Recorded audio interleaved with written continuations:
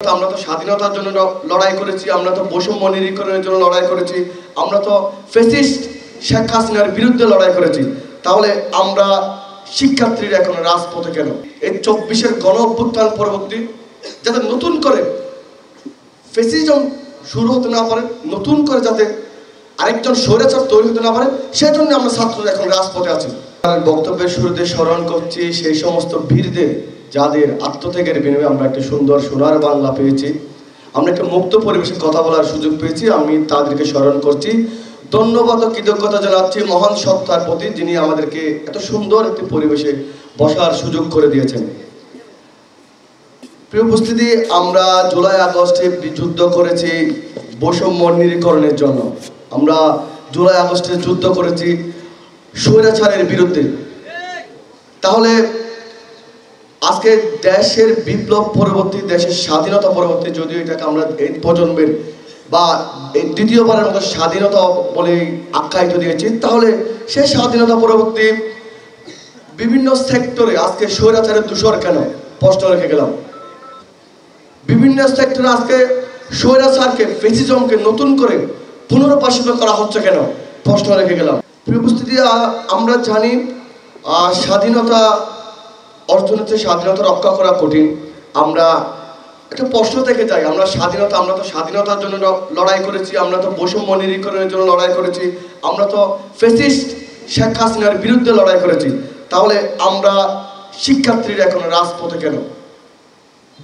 সেটার উত্তর হচ্ছে, আমরা দেখেছি 1971-এর স্বাধীনতা পরবর্তী একজন স্বৈরা শাসকের আবির্ভাব হয়েছিল, যিনি হচ্ছেন শেখ মুজিবুর রহমান। কেন তাকে আমি স্বৈরা শাসক বলছি? স্বাধীনতা পরবর্তী শেখ মুজিব যেটা করেছেন, উনি বাকশাল কায়েম করেছিলেন, উনি সংবাদ মাধ্যমে স্বাধীনতা হরণ করেছিলেন। শুধুমাত্র 4টি জাতীয় দৈনিক ব্যতীত সকল সংবাদ মাধ্যম উনি বন্ধ করে দিয়েছিলেন। উনি রক্ষী বাহিনী সৃষ্টি করেছিলেন সাধারণ মানুষকে দমনের জন্য। আমরা দেখেছি উনি বাকশাল কায়েম করেছিলেন, নতুন করে যাতে বিপ্লব পরবর্তী, ঠিক যেভাবে 1971-এর স্বাধীনতা পরবর্তী মুক্তিযুদ্ধরা মহান মুক্তিযুদ্ধরা গড়ে ফিরে যাওয়ার সুবাদে স্বৈরাচার পুনর্জন্ম হয়েছিল, ঠিক এই 24-এর গণ অভ্যুত্থান পরবর্তী যাতে নতুন করে ফ্যাসিজম শুরু হতে না পারে, নতুন করে যাতে আরেকজন স্বৈরাচার তৈরি হতে না পারে, সেজন্য আমরা ছাত্ররা এখন রাজপথে আছি। কিভাবে আজকে পুলিশকে কিভাবে ব্যবহার করা হয়েছে তাদের দলীয় সুবিধার জন্য, আমরা এই জায়গায় সংস্কার চাই। আমরা জাতীয় ঐক্যের কথা বলেছি, জাতীয় ঐক্যের কথা উঠে এসেছে আজকে।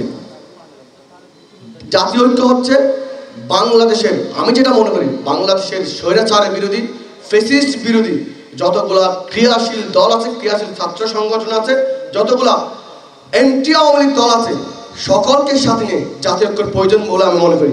কেননা আজকে আমাদের দেশকে নিয়ে, আমাদের মানচিত্রকে নিয়ে, আমার সার্বভৌমত্ব নিয়ে দেশ বিদেশি নানা ষড়যন্ত্র এখনো চলমান। আমরা দেখে যাচ্ছি কিভাবে পার্শ্ববর্তী দেশ ইন্ডিয়ায় বসে স্বৈরাচার শেখ হাসিনা একের পর এক কল রেকর্ড ভাইরাল করে যাচ্ছেন, একের পর এক। সামান্য অনুশোচনাও নাই, সামান্য অনুতপ্তও না উনি। এই যে বিগত 16 বছর যাবৎ আমাদের যে অসংখ্য অজস্র সহযোদ্ধাকে হত্যা করা হয়েছে, তাদের সামান্য অনুতপ্তও না।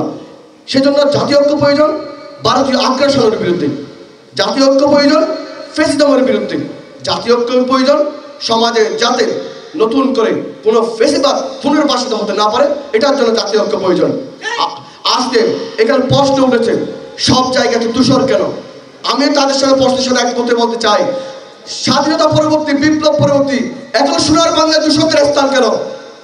এখনো সোনার বাংলায়, আমার সোনার বাংলায় হাজার হাজার ছাত্র শিক্ষার্থীদের রক্তের বিনিময়ে আমার অর্জিত সোনার বাংলায় আবার নতুন করে ফ্যাসিজমকে নতুন পুনর্বাসিত করা হচ্ছে কেন? আমি প্রশ্ন রেখে যেতে চাই। আমাদের আজকে যারা উপস্থিত হয়েছেন বা আমাদের দেশ সাধারণ শিক্ষার্থী বা শিক্ষার্থী বাইরে আছেন, আমাদের আওয়াজ হোক এই সকল দূষরদের বিরুদ্ধে, আমাদের আওয়াজ হোক এই সমস্ত ফ্যাসিস্টদের বিরুদ্ধে। আমি লাস্ট যে টপিকটি নিয়ে বলতে চাই সেটা হচ্ছে নির্বাচন। বাংলাদেশ গণপ্রজাতন্ত্রের বাংলাদেশ, এখানে নির্বাচন প্রয়োজন। যারা নির্বাচনের দাবি করেছেন, আমি তাদের দাবিকে সমর্থন জানাই।